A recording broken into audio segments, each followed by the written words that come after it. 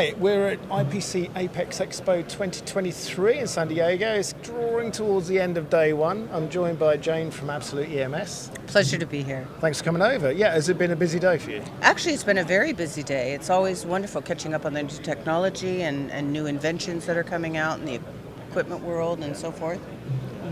So we've not spoken before, so give me an overview of what Absolute EMS is about.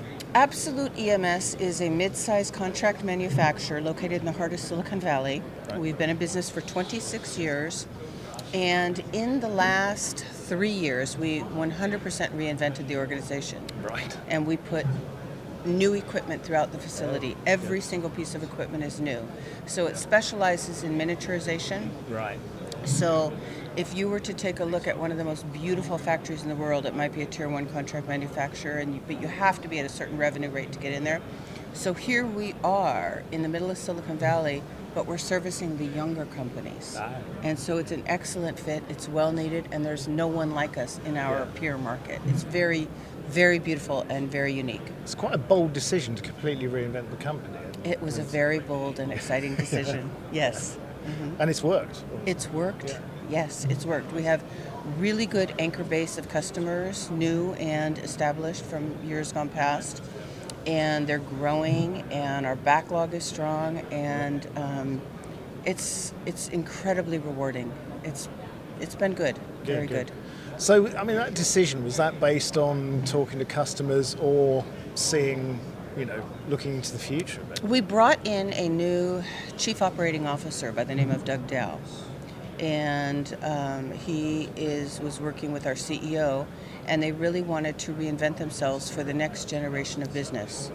So, for example, we can place the smallest components in the industry, in the world, that aren't even available to the public yet. Okay, yeah. So when you talk about size and space, that's going to be used in a place in a field like miniaturization for drones, for satellites, where weight and space matters. Yeah.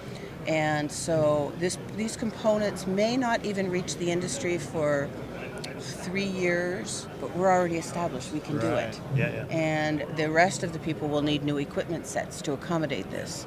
So, and the beauty is all of our vision systems can already see this. So we truly have a smart factory of the future, Right, yeah. but in the mid-sized category range. So it's a one-off. Yeah, It's definitely a very good organization. And we've been talking for a decade about smart factories and all of these things, and it's actually quite exciting to see this kind of thing actually happening, and They're beautiful. Reality.